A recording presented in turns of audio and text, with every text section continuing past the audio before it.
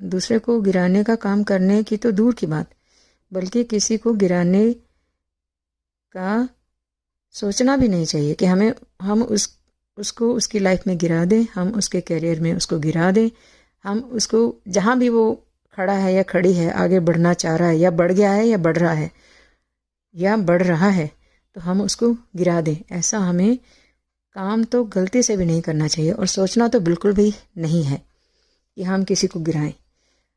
अगर हमें लग रहा है कि कोई बढ़ रहा है तो हमें लगता है कि हम नहीं बढ़ पा रहे, तो ये नहीं कि उसको गिरा दें।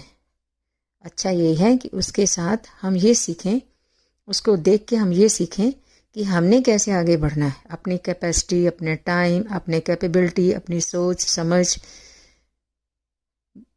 बुद्धि समझ को ध्यान रख के, अपने आसपास के एनवायरनमेंट को ध्यान रखें, अपने आसपास के एनवायरनमेंट को ध्यान में रख के हमने आगे कैसे बढ़ना है, हमने ये सोचना है। ये नहीं कि दूसरे की लाइन लंबी है तो हम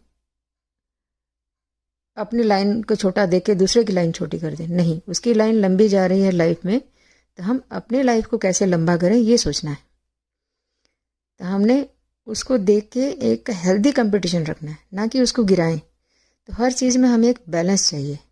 हमने किसी से कितनी बात करनी है, हमने किसी से कितनी बात नहीं करनी है, किससे बात करनी है, किससे बात नहीं करनी है, किससे शॉर्ट में बात करनी है, किस में नॉर्मल तक बात करनी है, नॉर्मल टाइम तक, किससे थोड़ी लंबी बात करनी है।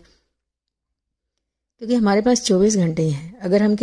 क्योंकि हमारे पास 24 घंटे ही हैं। हर चीज़ में अगर हम बैलेंस नहीं रखेंगे, खाने पीने के टाइम में, पढ़ाई लिखाई के टाइम में, या किसी भी काम करने के तरीके